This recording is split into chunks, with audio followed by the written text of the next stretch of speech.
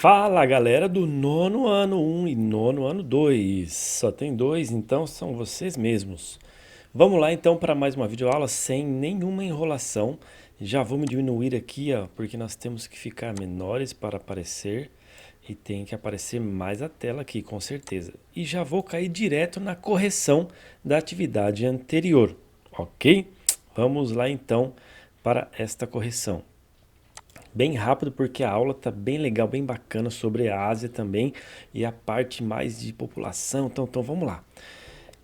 Essa foi a última que eu passei para vocês. Observe atentamente o mapa da Ásia, mapa físico da página 4 e resolva. Então aqui, ó, eu não vou discorrer muito as questões, vou deixar aqui, ó, para vocês copiarem a resposta, quem não conseguiu fazer, e aqueles outros corrigirem. Mas mar aberto que banha países como Irã e Paquistão é o Mar Arábico. Isso é simples, é só ir lá no mapa, olhar, é muito fácil, isso aí não tem erro. Aí, para que se serve esse exercício, sai pernilongo? Para você simplesmente começar a localizar alguns pontos de referência, entende? Por exemplo, você quer saber ali, ó, qual que é o nome do oceano, do estreito, do mar que tem ali na região entre a América e a Ásia, né, entre a Rússia e o Canadá, desculpa, o Alasca, que é dos Estados Unidos, é o Estreito de Bering. Inclusive fala-se muito do Estreito de Bering em uma das teorias de colonização da América, que foi criada uma ponte de gelo na era glacial e que as pessoas da Ásia passavam para a América por ali. Isso aí é uma questão da história, dos estudos mais antigos, ok? Então tá aqui, ó. Letra A, Arábico. Letra B, Cordilheira do Himalaia. Letra C, Mar Morto. Letra D, a Península da Coreia. Letra E, Estreito de Bering. Letra F, Península do Sinai. Letra G é o Mar Vermelho, bem conhecido biblicamente aí, né? É a travessia do Moisés lá. E a fossa mais profunda dos oceanos é a fossa das Marianas. Muitos já pesquisaram e conhecem isso aí. Número 2. Falando lá sobre o Rio Ganges, eu não lembro se eu pedi, eu acho que eu falei para vocês fazerem, não lembro, mas vamos corrigir aqui, ó. Qual a importância do Rio Ganges para grande parte da população indiana? Ele é importante para a religiosidade e a cultura dos indianos que seguem a religião hinduísta. Eles consideram o rio Ganges como um deus, ele é um rio sagrado mesmo para eles. Não é apenas uma questão de águas, é como se fosse um deus para eles mesmo. B.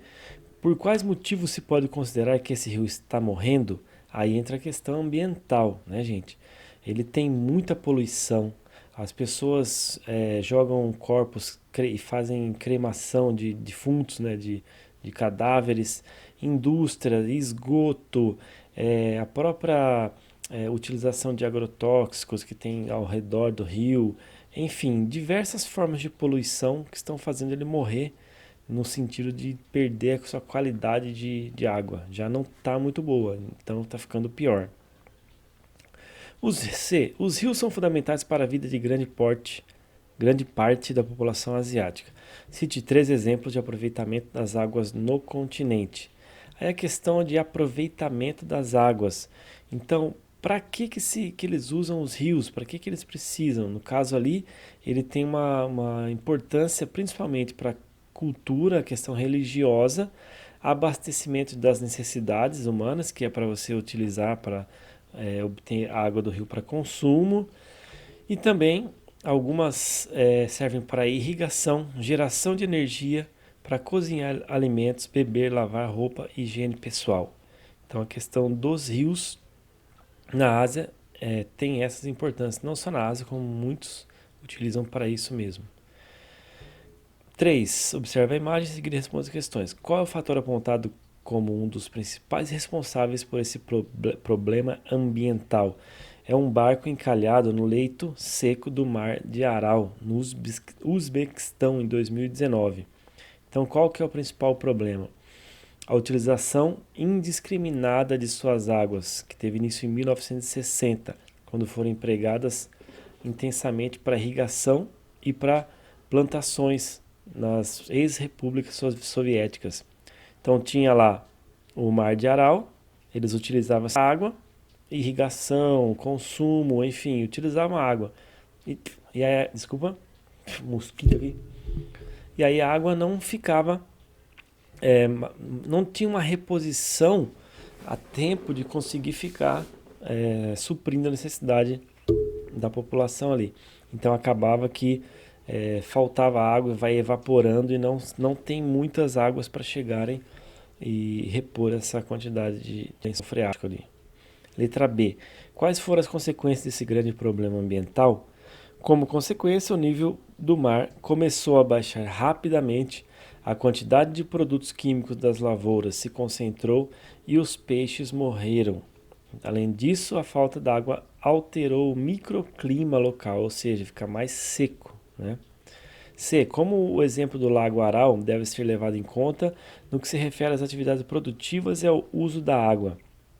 Esse exemplo aí, então, ele mostra que o uso da água e as atividades realizadas próximo dos corpos hídricos, elas devem ser feitas de forma planejada e sustentável. É isso que é chamado de manejo, né, dos recursos. O manejo dos recursos hídricos não é só simplesmente você consumir e utilizar. Você tem que pensar num plano em que você vai ter uma reposição, em que esses lençóis freáticos, esses mananciais de águas, eles vão ter condições de ser repostas essas águas, né? Bom, vamos lá para a próxima página, próxima questão, que vai para a página 26. É isso? É isso. Página 20. Aliás, 26 nada, página 20. Então vamos lá. Assinale o tipo climático que corresponde à descrição. Então, letra A. O tipo climático que ocupa áreas costeiras do extremo oriente, como a porção sul da Península da Coreia e a parte do arquipélago japonês. Então, qual que é? Subtropical. Tipo climático, letra B. Tipo climático que se caracteriza pela extrema escassez de umidade. Esse é fácil. Escassez, falta de umidade, desértico. C. Tipo de clima que ocorre em partes da China e da Península da Coreia e do Japão, no qual as estações do ano são bem definidas. Falou em estação do ano bem definida, é temperado. Pode ir por isso, ou é subtropical ou temperado, ok? Esse clima apresenta temperatura elevada e grande presença de umidade ao longo de todo o ano e ocorre nas ilhas localizadas no Sudeste Asiático. Sudeste Asiático já pega a parte próximo da linha do Equador, é o clima equatorial. Questão 2. Sobre a seção da página anterior, responda. O que são as monções? Por que elas são importantes? Talvez você nunca ouviu falar monções, parece uma casa gigante, não é isso. Nesse caso, monções são alguns tipos de movimentos dos ventos e também da umidade que acontece sazonalmente. Então, por exemplo, a cada período de verão e inverno tem diferenças de umidade, da movimentação e a direção desse vento e também da quantidade de chuvas que chega nos locais ali que ficam principalmente no sul da Ásia. Letra B. Como ocorre o deslocamento dos ventos nas localidades sob influência do clima de monções durante o inverno? Então é assim, durante o inverno, o que acontece? A temperatura do solo, das rochas, do continente, ela é muito baixa, ela é muito fria, certo? Já no oceano, por mais que esteja inverno, ele recebe um pouco de sol, a água ela consegue ter um pouco mais de retenção de calor. Então, no oceano está mais quente, certo? E no continente está mais frio. Quando vocês estudaram sobre pressão do ar, se você vai se lembrar, o ar frio é mais pesado. Então, o que acontece? O ar frio empurra o ar quente. Então, o que acontece na monção de inverno? Está frio no continente, certo? Então, os ventos vão do continente para o oceano. E isso faz com que haja seca no inverno. E na letra C ali, ele faz o contrário. Os monções de verão aquece bastante a água, só que aquece mais ainda o continente. Então, a água fica mais fria daí durante o verão do que o continente. Então, os ventos sopram do oceano para o continente. que acontece? Se ele vai do oceano para o continente, ele vai trazendo bastante chuvas, a chega da alagamento, as monções de verão lá na Índia, por exemplo, e no sul da Ásia. 3. A respeito das formações vegetais do continente asiático, resolva. Tipo de formação vegetal semelhante à tundra, mas que ocorre em áreas com grande altitude. Essa é a vegetação de altitude, já deu a deixa ali, ó. Vegetação de altitude por quê? Está localizada em áreas altas. Por causa do seu baixo valor econômico e das condições adversas de clima, essa vegetação é uma das mais preservadas do planeta. Tundra, que é considerada um tipo de vegetação que não serve para nada praticamente, não tem muita serventia, é mais planta rasteira, planta que resiste bastante ao frio, mas não é muito utilizada economicamente, então não é muito explorada. E também está em região polar praticamente. C. Cobre cerca de 60% do território russo, no qual é chamada de taiga. Taiga é sinônimo de floresta boreal ou coníferas. É isso aí. Ou é floresta de coníferas, ou floresta boreal, ou floresta chamada taiga. D. E todas são a mesma, na verdade, tá? São sinônimos e elas são pinheiros com formatos cônicos, assim, aquele pinheiro de Natal, sabe? Naquele estilo. Tipo de vegetação adaptada à baixa presença de umidade com folhas transformadas em espinhos e raízes profundas para buscar água no solo. Essa aqui, se você pensar, buscar água, não tem água muito, tem que buscar mais ao fundo, então é deserto, vegetação de deserto. Em geral, esse tipo de formação vegetal, letra E, em geral, esse tipo de formação vegetal está associado à ocorrência de clima semiárido, cuja disponibilidade de umidade é relativamente baixa. Aí, você fala, se é relativamente baixa, não é muito seca, então você vai e ela tem uma. E se ele falou que é uma formação que está num clima semiárido, ou seja, ele chega a chover, ele pode ser uma pradaria ou estepe, né, que são acostumadas com áreas assim. Letra F. Característica pela presença de umidade e calor e pela ocorrência de árvore de grande porte, como na Amazônia, localizada na América do Sul. A Amazônia e América do Sul já é floresta dessa região equatorial ou também tropical. G. Por perder suas folhas durante a estação fria, recebe a designação de floresta caducifólia. Caducifólia perde as folhas, floresta temperada ou subtropical. Ok? Então é isso. Agora nós acabamos a correção do exercício da atividade anterior e vamos partir para a Ásia, sociedade e espaço. Nós vamos para os slides. Bora então. Intervalinho para respirar. Então, vamos lá. Ásia, sociedade e espaço. Então nós estamos vendo aqui esse mapa. Eu coloquei ele aqui, mas ele cortou aqui um pouco a legenda. Mas ele é demonstrativo da ocupação, da densidade demográfica, ou seja, a população que está distribuída aqui na Ásia. Então você vê que a parte mais vermelho escuro aqui, é onde ficam as áreas mais povoadas, mais densamente povoadas. Olha, Japão, China, Coreia do Sul, tem aqui ó, Taiwan, tem Hong Kong, tem Índia, alguns países aqui mais próximos do aqui Azerbaijão. Então você vê que alguns países, você vê a concentração maior fica onde? É Índia, China e aqui ó, leste, principalmente o Oriente Extremo que a gente fala, ou leste da Ásia. E o leste e o sul da Ásia são bem povoados, ok? Então a China e a Índia, por exemplo, cada uma delas tem mais de 1 bilhão de habitantes, para vocês terem uma ideia. Vamos falar sobre a distribuição dessa população. Opa, voltando. Voltando porque ele está indo para o lado errado. Espere. preciso voltar, calminha. Já estão vendo todos os slides. Vamos de novo. Distribuição da população da Ásia. Então a Ásia é o continente mais populoso, concentra 2/3 da população mundial, cerca de 4,5 bilhões de habitantes. Para vocês terem uma ideia, o Brasil tem menos do que esse 0,5 aqui. Ó. O Brasil tem 210 milhões. Então aqui é 4,5 bilhões, né? Caberia aí quantos Brasis aí dentro? Praticamente 15 Brasis, muito mais. Eu não sei fazer conta muito de matemática não, vai.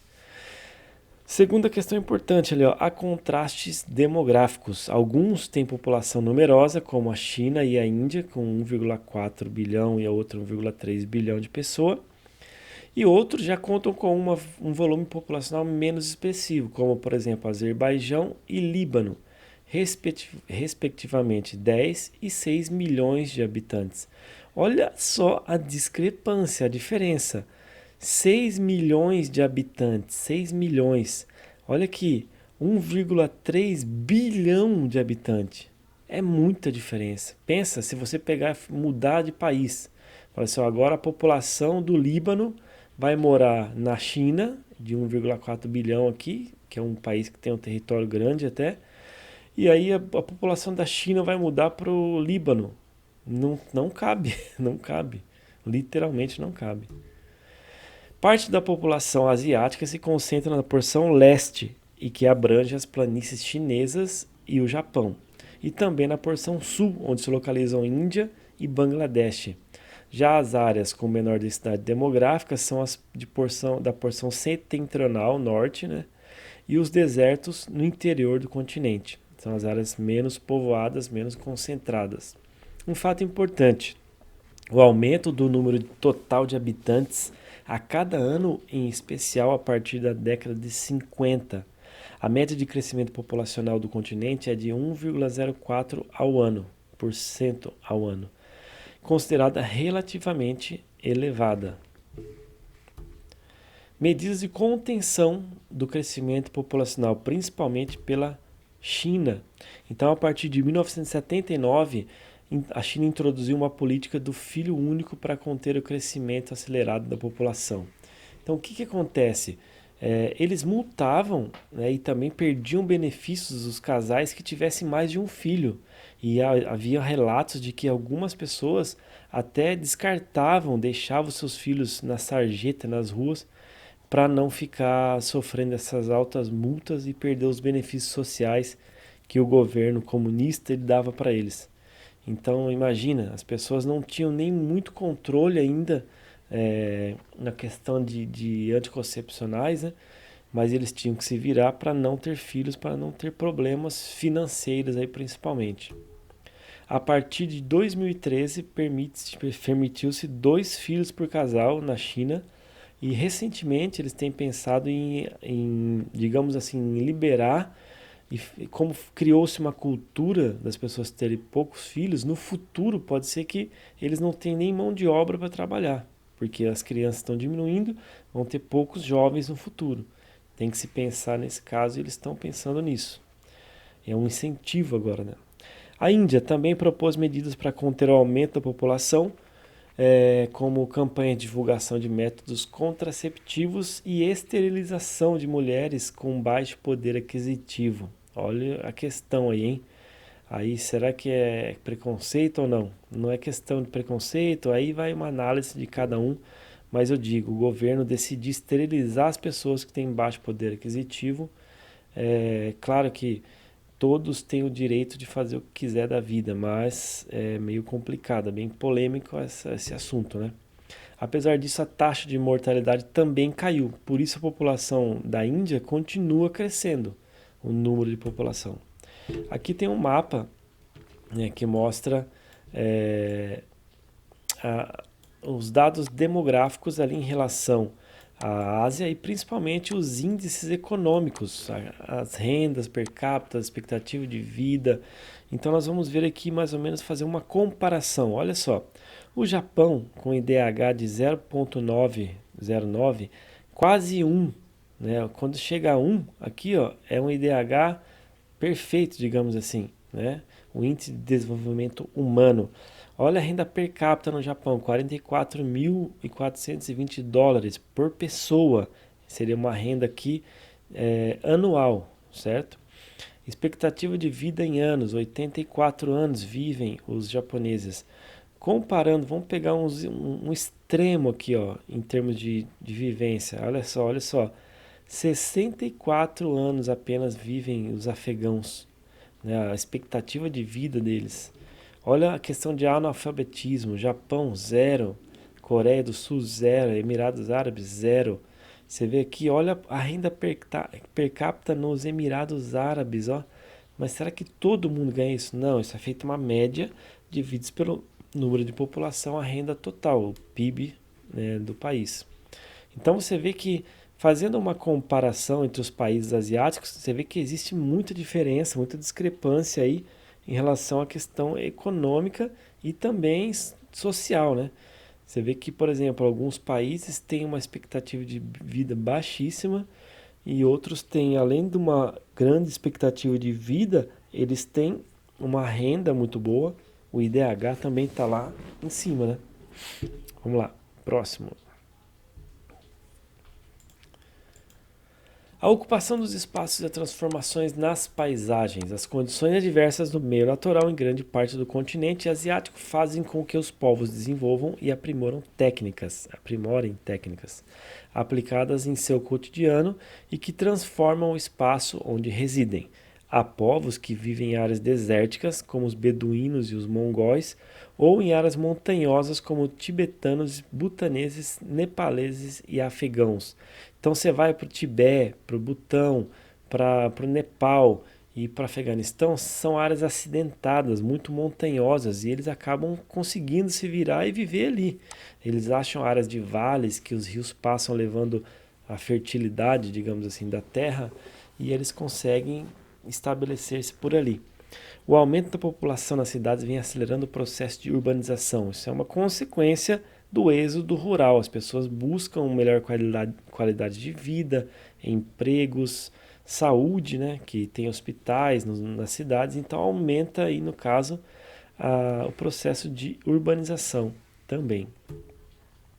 Vamos falar um pouco dos aspectos então econômicos. Alguns países asiáticos têm apresentado rápido desenvolvimento econômico nos últimos anos, em destaque na cadeia produtiva mundial.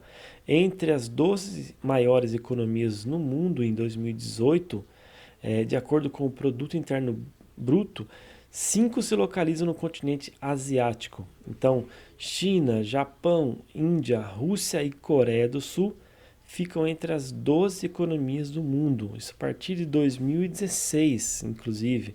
Aqui eu trouxe uma tabela de 2016, em que já estava aqui, ó, China, em 2016, em segunda economia do mundo, Japão em terceiro, né? A Índia em sétimo, Coreia do Sul 11º, Rússia 12º. Então você vê aqui, ó, que essa parece uma Fórmula 1, né? Um querendo passar na frente do outro, mas o que acontece? Não nesse caso não é para mostrar se o país é desenvolvido ou não. Nesse caso é para mostrar a arrecadação em trilhões. Aqui ó, tá marcando bilhões, mas ó, é 18 mil bilhões, ou seja, 18 trilhões, né?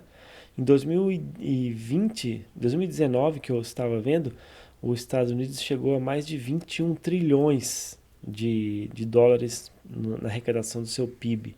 O Brasil está aqui, ó, em torno de 1.700 a 2 trilhões, né, no máximo aí que o Brasil consegue. E o Brasil poderia estar mais à frente, mas tem acontecido problemas econômicos. A Ásia, então, é dividida em regiões. Vamos ver, então, as regiões da Ásia. Ela é separada em em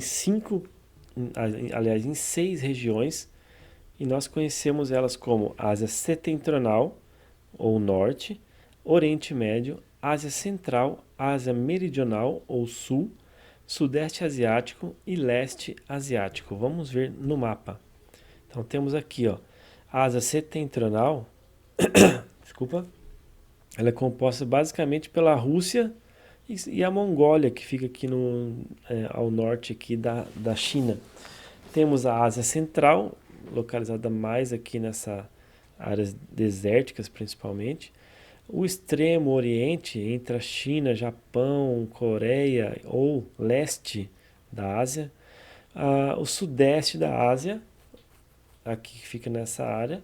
Ásia Meridional, sudeste pega essa área aqui também. E Oriente Médio, certo? Então vamos lá agora para cada uma delas. Ásia Setentrional.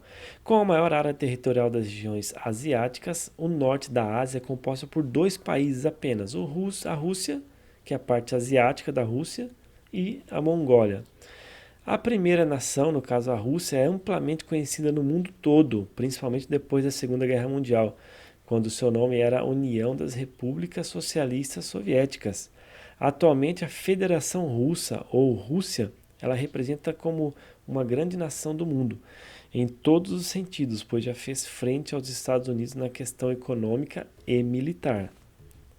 Enquanto que a Mongólia é um país muito desconhecido no mundo, pois não apresenta grande importância econômica para o globo. Então nós temos aqui a Rússia, certo? Federação Russa, e aqui a Mongólia, que fica no norte da China e o sul da Rússia.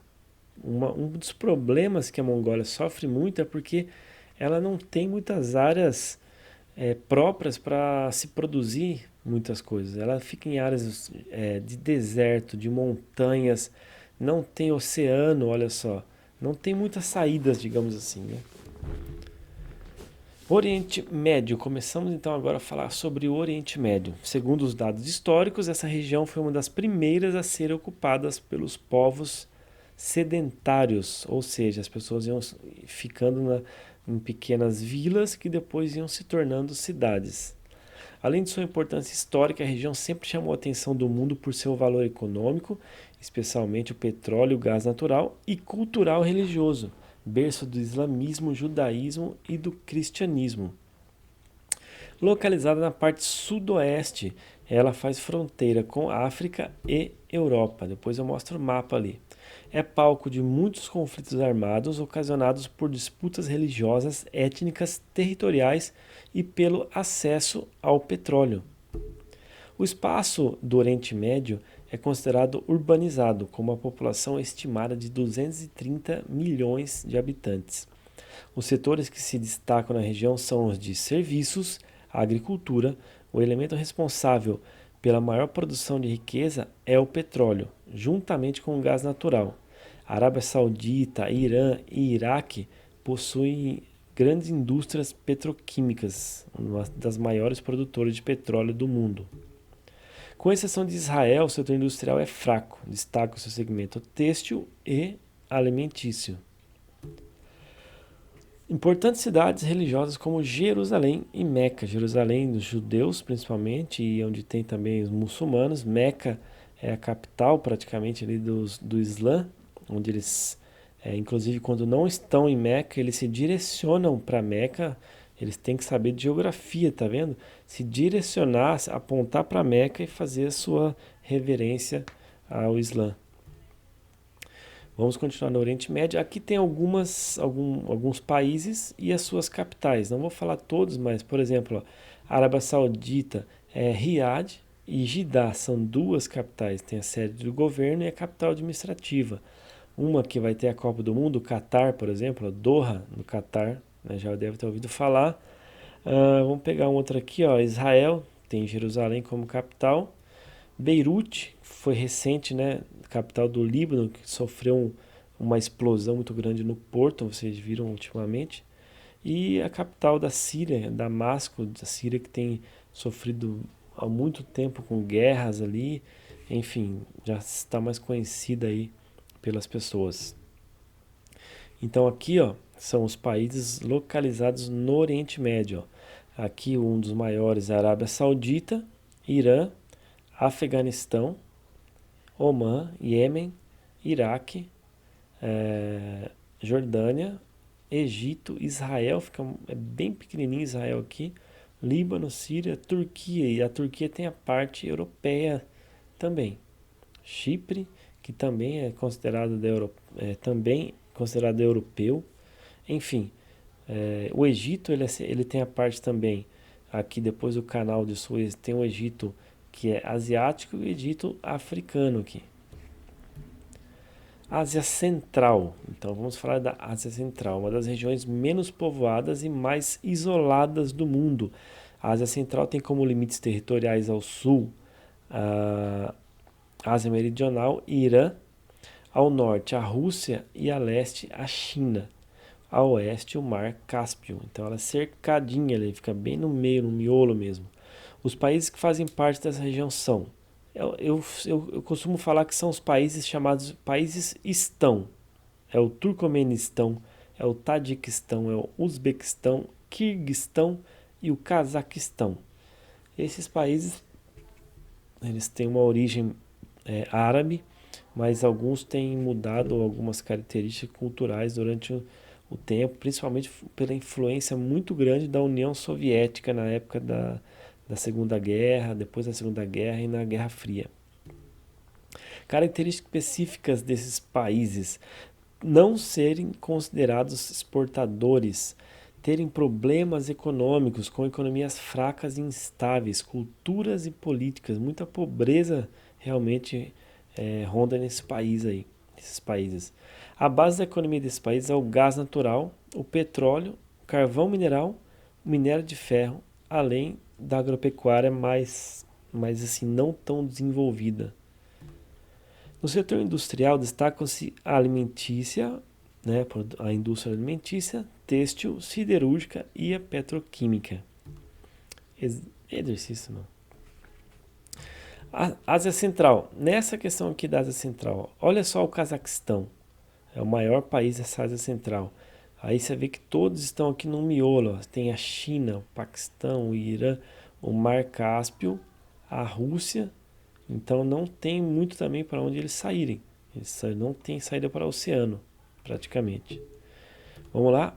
A Ásia Meridional é considerada a porção territorial mais populosa do nosso planeta, com mais de 2 bilhões de habitantes, aliás, desculpa. Fazem parte dessa região os seguintes países: Afeganistão, Bangladesh, Butão, Índia, Nepal, Paquistão e Sri Lanka. Entre os elementos naturais dessa região destacam-se os ventos de monções e as planícies aluviais que contribuem para a prática agrícolas.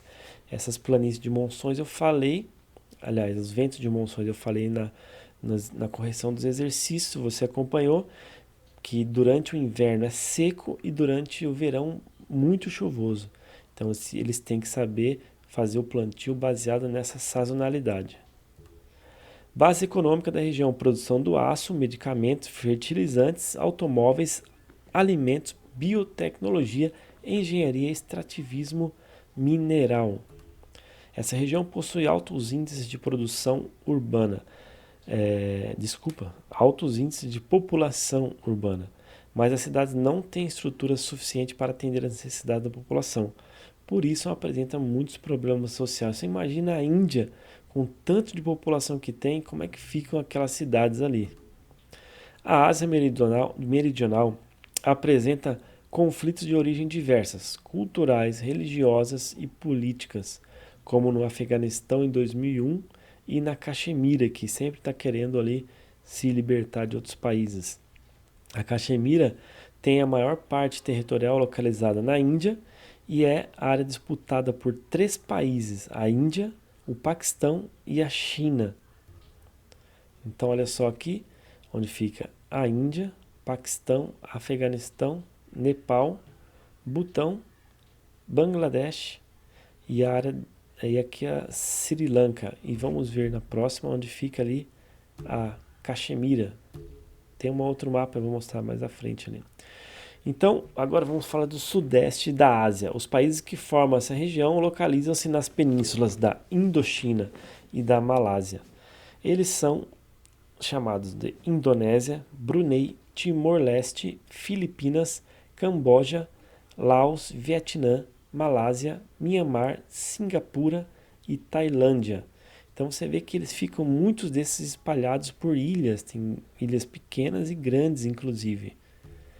Essa região, que possui aproximadamente 499 milhões de habitantes, né, é predominantemente rural. A base econômica dessa região está ligada ao setor primário, destacando-se a extração de petróleo e gás natural, estanho, madeira, cultivo de arroz, extração de látex e látex vegetal e pimenta do reino, chá e cana-de-açúcar. Um detalhe interessante aqui sobre a questão aqui do látex vegetal, vocês sabiam que na Malásia só tem essa extração de vegetal porque foi descoberto no Brasil as seringueiras que dão látex e depois foi transportado, né? Mudas foram transportadas para lá, inclusive trazendo muita riqueza para a Malásia nessa produção do látex, onde eles são maiores produtores do mundo hoje. O Brasil perdeu o posto de maior produtor de látex do mundo. Produção industrial destaca-se em alguns países como Tailândia, Malásia, Brunei e Singapura. Essa região, a partir dos meados dos séculos XX, passou a atrair empresas transnacionais, principalmente nos setores de equipamentos eletrônicos, calçados e roupas, em busca da disponibilidade de mão de obra. Você já deve ter visto um boné, um tênis, uma camiseta escrito assim, Made in Malásia, Made in Tailândia, né? Made in Brunei nunca vi, mas Singapura sempre tem, porque muitos países como esses aí da Ásia atraíram por causa da mão de obra barata. E aí as empresas se instalam, gastam um pouco na produção e vendem por preços altíssimos os produtos. Então aqui tem um mapa, nós temos aqui Mianmar, Vietnã, Laos, Tailândia, Camboja, a Malásia, Singapura, que é bem pequena, Brunei, Indonésia e aqui as Filipinas. Tem muitas ilhas, aqui é um grande arquipélago, as Filipinas. Aqui fica o Timor-Leste. A Indonésia é todas essas ilhas aqui, ó. É bem grandinha de ilhas. Vamos falar então do sudeste, aliás, do leste. Tirei da frente meu rosto ali. Do leste asiático. O leste asiático, com certeza, é um dos mais ricos do mundo. Essa região possui aproximadamente 1.598.000.000. Se tem 1 bilhão, deve ter o que ali no meio? China, com certeza, né? Uma economia bem expressiva. A atividade econômica mais evidente da região é a industrial. Seus países são considerados industrializados, com destaque para a China, Japão e Coreia do Sul. Eu vou falando um pouco mais rápido para o vídeo não ficar muito extenso, vou passando devagar aqui e na verdade, lá na frente, aliás, você pode dar um print da tela ou parar o vídeo para você ver as características. Vou comentar algumas delas, né? Por exemplo, a China e o Japão são países que têm se desenvolvido. O Japão é considerado desenvolvido, a China é a segunda economia do mundo, Taiwan tem crescido muito na produção também, mas não é independente. E a economia de Taiwan ela é baseada na agropecuária e extrativismo. E o setor industrial tem alguns destaques: o têxtil, papel, tabaco e material de construção civil e naval. Então ficam aqui, ó, a China, certo? Coreia do Norte, Coreia do Sul, Japão, Taiwan, Hong Kong, Macau, que é a capital ali. E Mongólia também se localiza ali, mas ela é parte também da Ásia Setentrional, ao norte. Os diferentes níveis de desenvolvimento dos países asiáticos. Vamos lá então começar. Em relação ao desenvolvimento econômico, existem os países asiáticos que podem ser divididos em 3 grandes grupos. Países considerados desenvolvidos: Japão, Taiwan, Coreia do Sul, Israel e Singapura. São considerados desenvolvidos principalmente pela questão de IDH e produção econômica. Países considerados em desenvolvimento ou emergentes: a China, Índia, Indonésia, Vietnã, Malásia, Filipinas, Tailândia e Rússia. países considerados subdesenvolvidos, pertencente a esse grupo em maior parte dos países do continente asiático. São países que, além de não apresentar um bom desempenho econômico, possuem problemas sociais significativos. Os blocos econômicos formados pelos países asiáticos. Eu vou só passar rapidamente. Tem o bloco ASEAN, certo? Depois vocês dêem um print na tela ou parem o vídeo. Tem a APEC, que é uma cooperação econômica da Ásia, muito importante.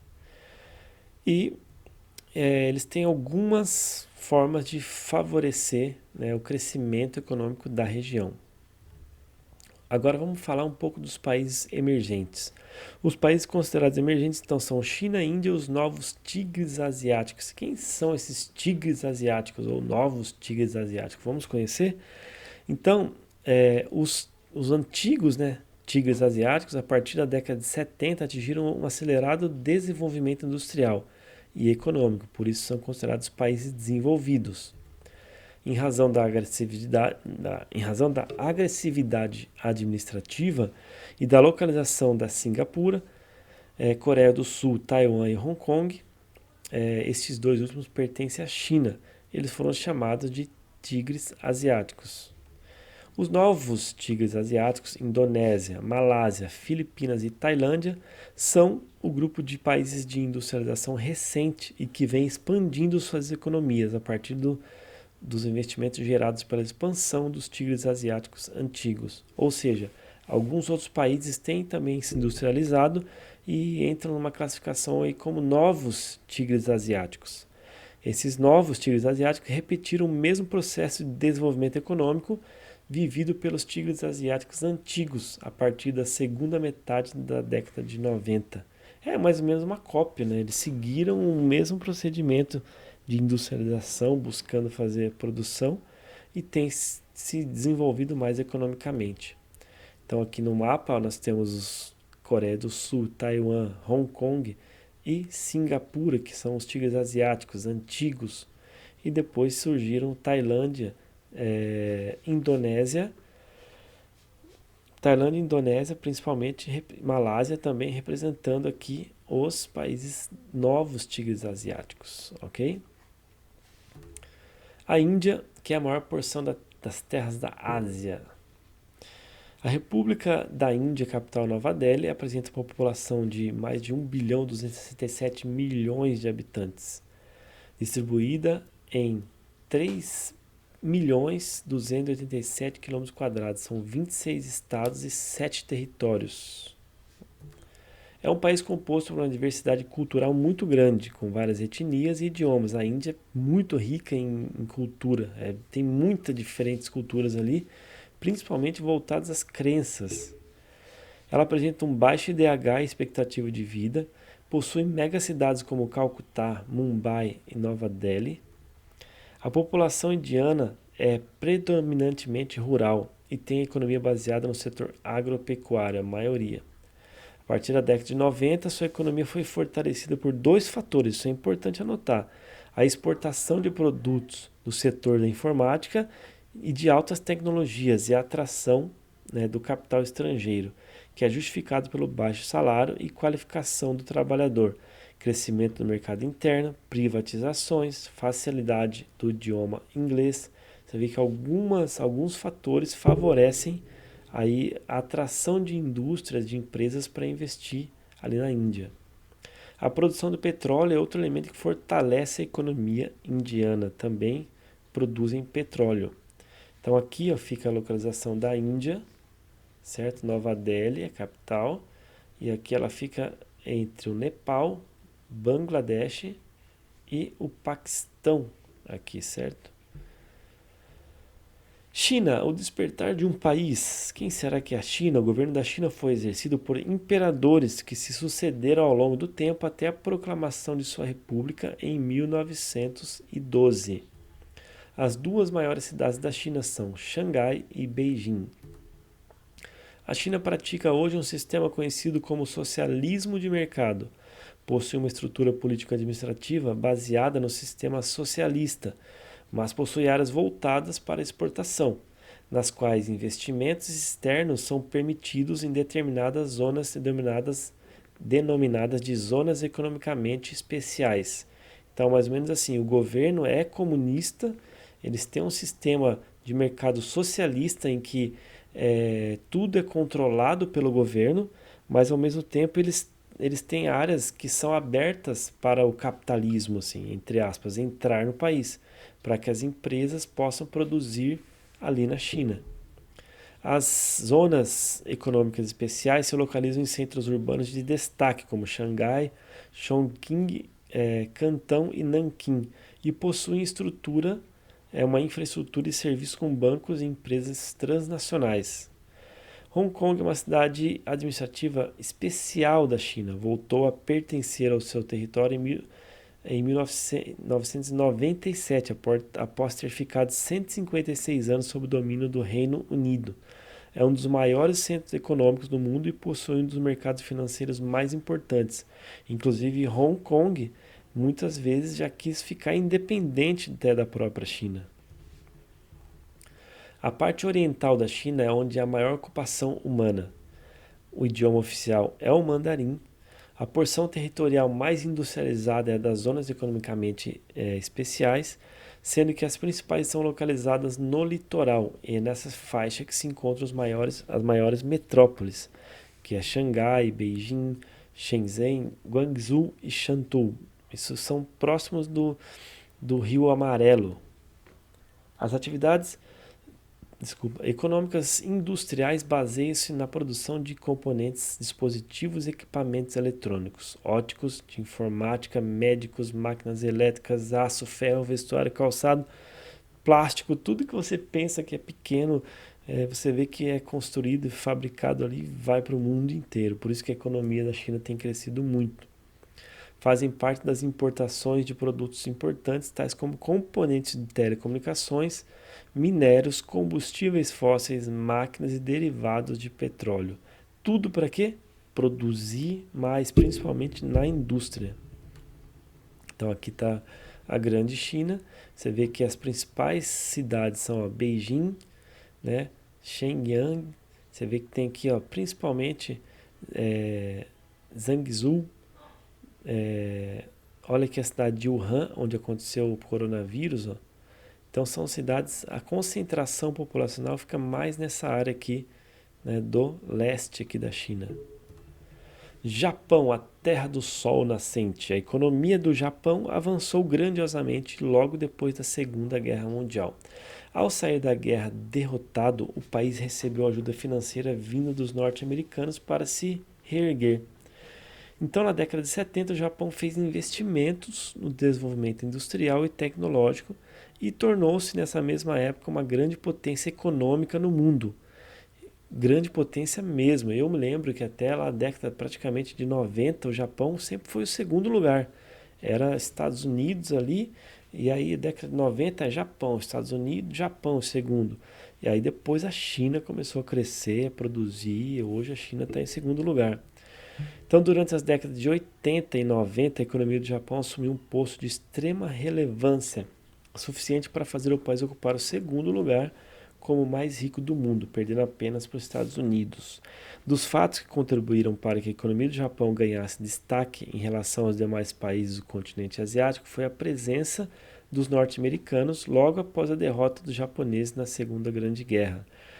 Dizem muitos falam que os Estados Unidos ficou, digamos assim, com certo remorso por ter atirado as bombas nucleares no Japão e dessa forma, para compensar esse remorso de ter matado milhares de pessoas ali, milhões de pessoas, eles acabaram compensando com um investimento econômico e tecnológico no Japão. O país passou a ser referência na produção e exportação de automóveis, artigos eletrônicos e objetos de informática.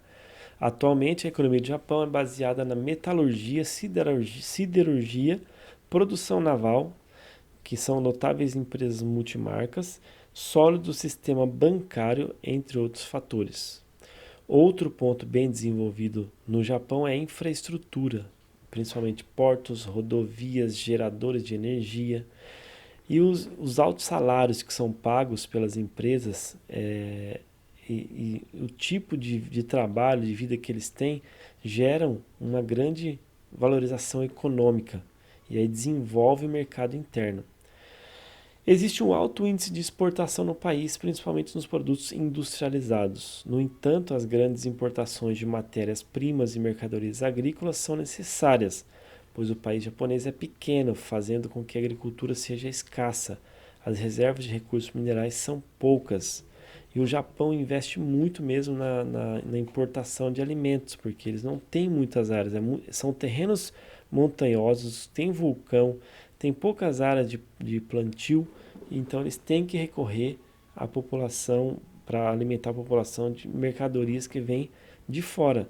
Se não tiver exportação para o Japão, eles morrem de fome. Aqui fica o Japão, então, ó, na Terra do Sol Nascente, fica no leste aqui, são ilhas, né? 4 grandes ilhas e mais várias outras ilhas que ficam ao redor. E aqui, um aumento dessa região, Tóquio, que é a capital, e várias outras cidades conhecidas, Yokohama, Nagoya, Hiroshima, Fukuoka, Osaka. São várias cidades conhecidas e muito, muito importantes para o Japão, certo? Bom, pessoal, é isso aí então. Obrigado por vocês terem paciência, participado da aula e espero também que vocês estudem bastante aí, façam com carinho essas atividades, tá bom? E a gente se vê aí numa próxima vez. Um abraço, tá, do professor Ederson, um grande momento de estudo para vocês aí e espero que vocês se dêem